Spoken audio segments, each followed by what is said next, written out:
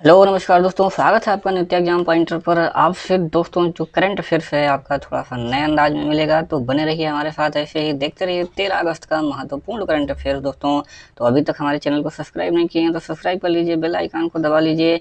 और साथ ही अगर इस करंट अफेयर्स का पीडीएफ डाउनलोड करना चाहते हैं तो डिस्क्रिप्शन में हमारे टेलीग्राम चैनल का लिंक दिया गया है, आप उसे फॉलो करिए और हमारा टेलीग्राम चैनल ज्वाइन कर लीजिए। डेली का जो पीडीएफ है वहाँ पर अपलोड कर दिया जाता है और आप डाउनलोड कर सकते हैं।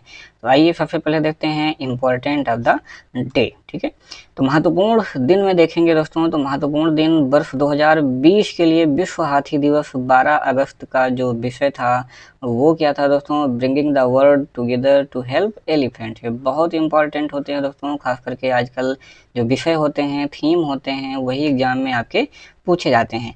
तो अगला है वर्ष 2020 के लिए अंतर्राष्ट्रीय युवा दिवस, यानी कि 12 अगस्त को मनाया जाता है और हाथी दिवस भी 12 अगस्त को मनाया जाता है। तो दोनों चीज़ें आपको याद रखनी है। तो जो युवा दिवस है उसका विषय क्या है? तो यूथ है एंगेजमेंट फॉर ग्लोबल एक्शन। तो ये दोनों आपको याद रखना है। हाथी दिवस का जो विषय था bringing the world together to help elephant, और जो युवा दिवस का विषय है दोस्तों वो है youth engagement for global action. ठीक है, चलिए अर्थव्यवस्था में देखते हैं दोस्तों। तो जो अर्थव्यवस्था है, इस स्टॉक एक्सचेंज ने महाराष्ट्र के अकोला सराफा एसोसिएशन के साथ एक समझौता ज्ञापन पर हस्ताक्षर किए हैं। तो वो है बॉम्बे स्टॉक एक्सचेंज यानी कि BSE। पर्यावरण में देखेंगे तो 2020 का छठा तूफान जो 11 अगस्त को चीन में आया उसका नाम क्या था? तो उसका नाम था दोस्तों मेघाला।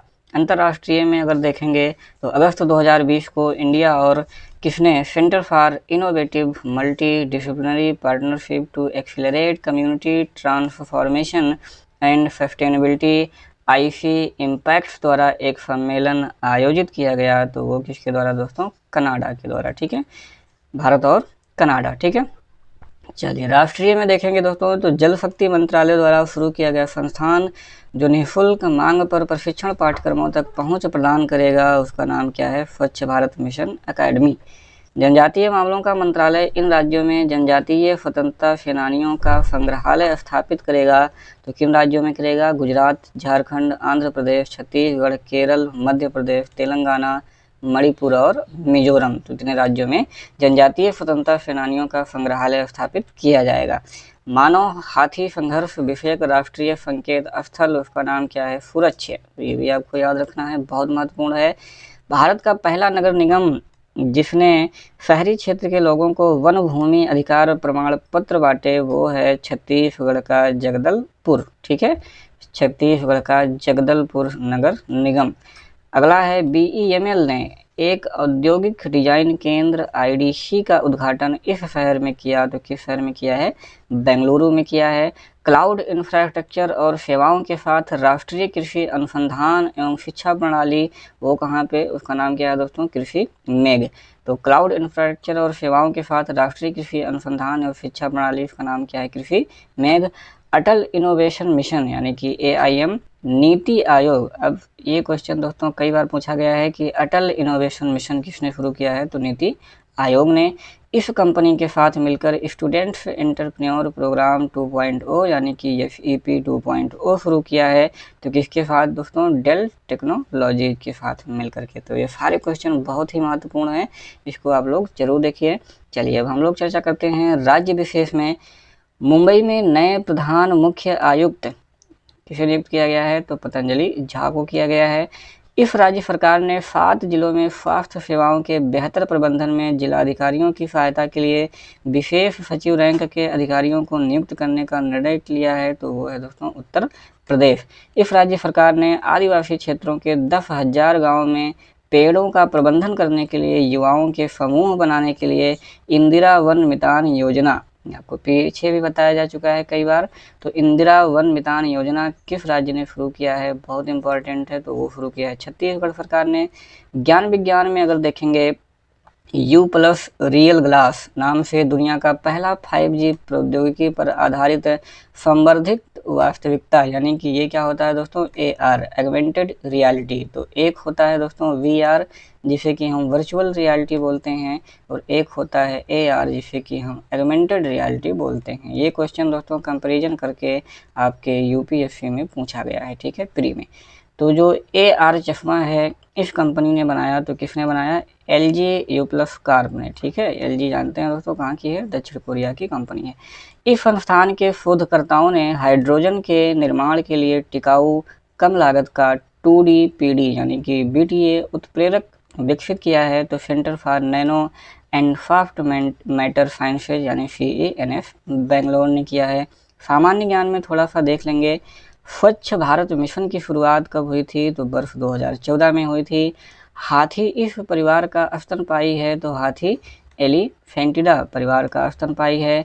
अटल इनोवेशन मिशन नीति आयोग द्वारा इस वर्ष में स्थापित की गई एक प्रमुख पहल है, तो कब की गई, 2015 में। भारतीय अंतर्राष्ट्रीय आर्थिक संबंध अनुसंधान परिषद ICRIER इसकी स्थापना कब हुई थी, अगस्त 1981 में। मुख्यालय इसकी कहाँ है, नई दिल्ली में है। BEML लिमिटेड इसकी स्थापना कब की गई थी, 11 मई 1964 में। मुख्यालय कहाँ है, बेंगलुरु में है, ठीक है। चलिए व्यक्ति विशेष में थोड़ा सा देखते हैं।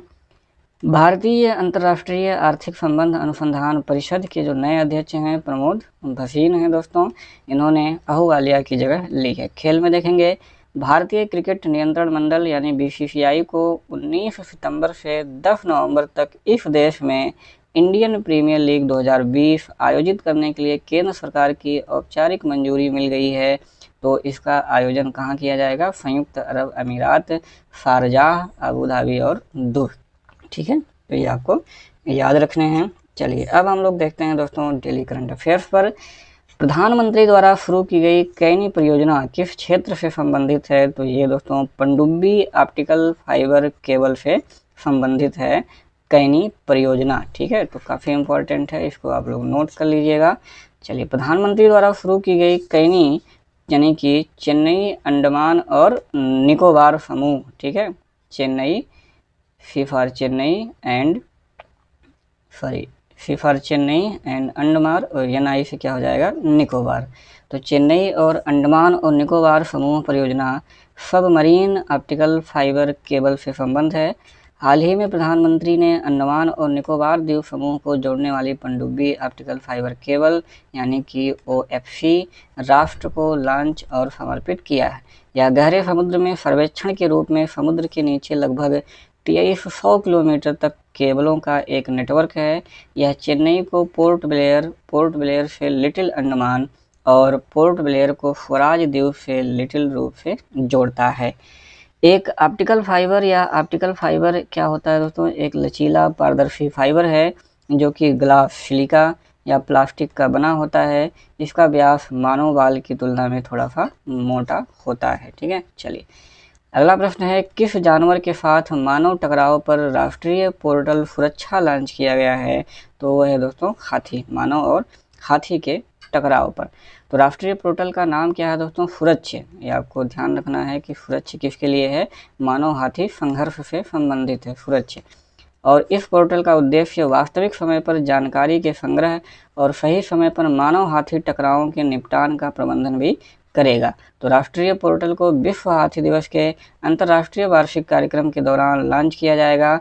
हर साल 12 अगस्त को मनाया जाने वाला विश्व हाथी दिवस एक अंतर्राष्ट्रीय वार्षिक कार्यक्रम है जो दुनिया भर के हाथियों की सुरक्षा और संरक्षण के लिए समर्पित है।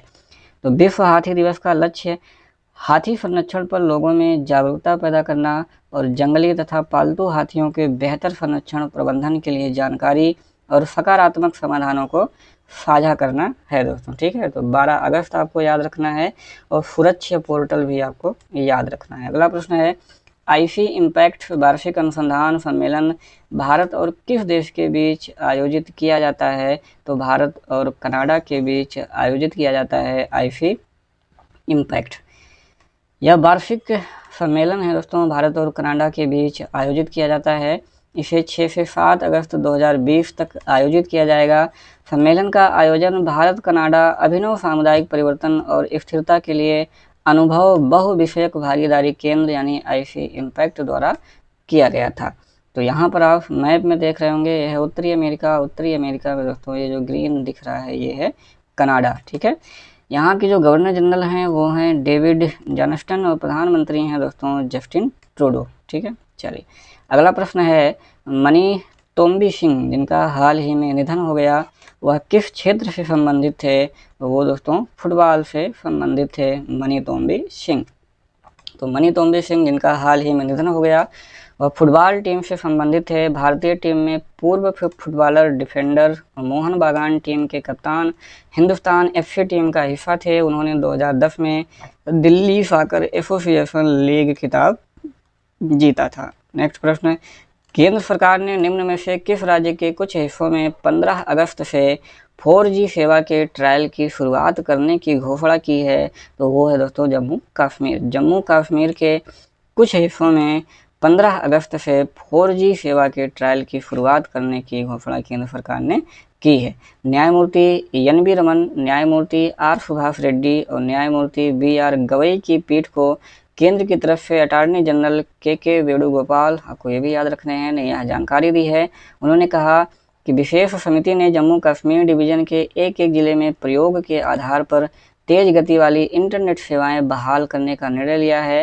वेणुगोपाल ने यह भी कहा कि समिति ने उच्च गति वाली इंटरनेट सेवा के प्रयोग के आधार पर थोड़ा थोड़ा करके प्रदान करने का निर्णय लिया है और सुरक्षा पर इसके प्रभाव का आकलन भी किया जाएगा। तो धीरे धीरे करके 4G सेवा शुरू किया जाएगा और सुरक्षा पर इसका क्या प्रभाव पड़ता है उसका भी आकलन किया जाएगा। अगर प्रभाव ठीक ठाक रहा तो इसे आगे भी बढ़ाया जाएगा। अगला है, भारतीय सशस्त्र बल द्वारा चीन के साथ तनाव के बीच किस परियोजना को पुनर्जीवित करने की घोषणा की है? तो वो परियोजना है दोस्तों प्रोजेक्ट चीता, ठीक है। प्रोजेक्ट चीता को पुनर्जीवित करने की घोषणा की है, ठीक है। यह परियोजना लंबे समय से लंबित थी और त्रिसेवाओं ने अब इस परियोजना को 3500 करोड़ रुपए में पुनर्जीवित करने का निर्णय किया है। प्रोजेक्ट चीता को पुनर्जीवित करने का प्रस्ताव अजय कुमार के तहत एक नई गठित उच्च स्तरीय रक्षा मंत्रालय समिति को भेजा गया है। इस परियोजना के तहत दोस्तों लगभग 90 हेरान ड्रोन को लेजर निर्देशित बम और हवा से लॉन्च की जाने वाली टैंक रोधी गाइडेड मिसाइल के साथ क्या किया जाएगा?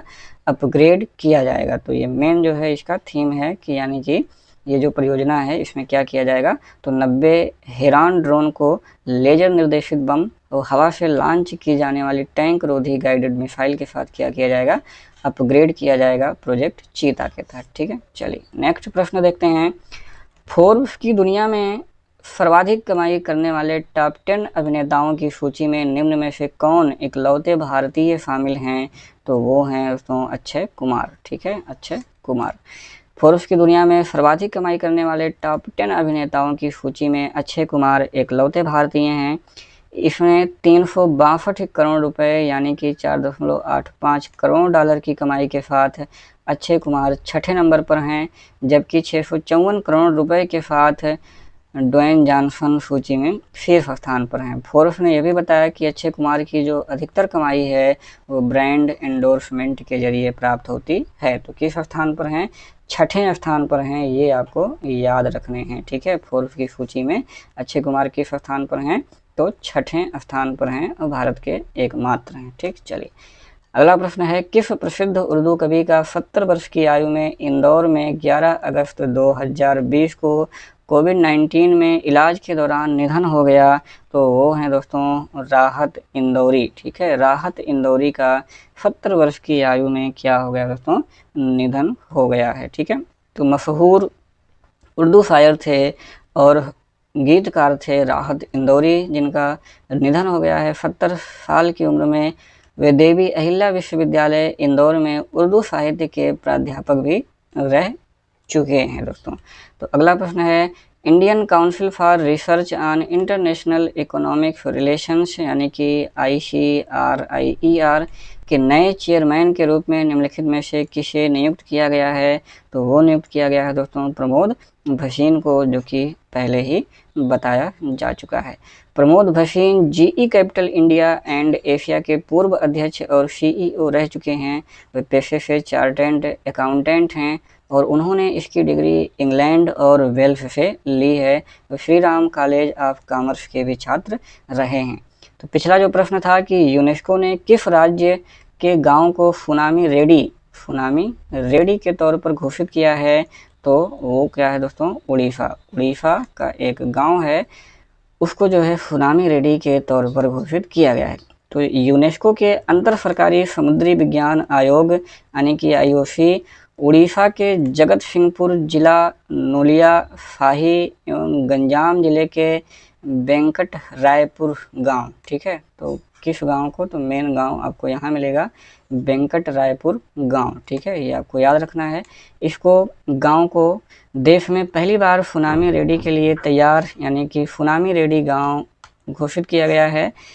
दोनों गांव ने 11 बिंदु संकेतकों, ठीक है, उड़ीसा के जगत सिंहपुर जिला नोलिया शाही भी है एवं गंजाम जिले के वेंकटपुर, तो ये 2 गांव हैं दोस्तों, ठीक है। जगत सिंहपुर जिला के एक नोलिया शाही गांव है, ये पहला हो गया, और गंजाम जिले का वेंकट रायपुर, ये 2 गांव हो गए, ठीक है।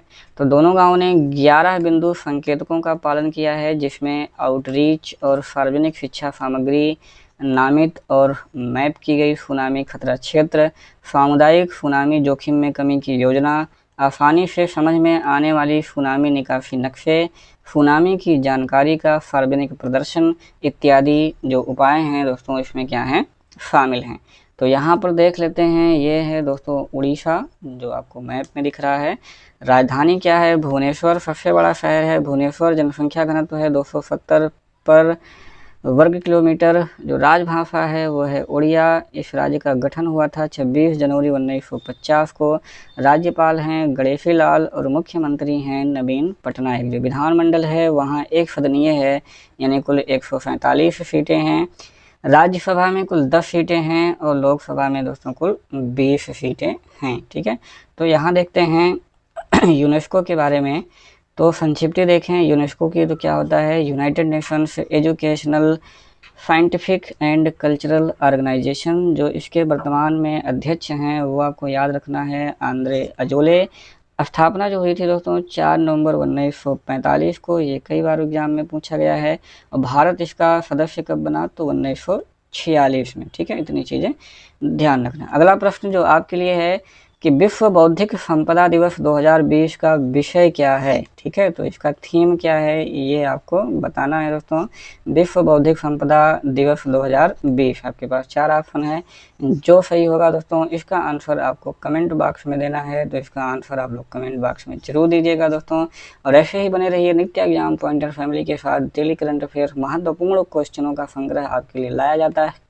Thank for watching, have a good day. Daily current affair देखने के लिए बहुत बहुत धन्यवाद। जय हिंद, जय भारत।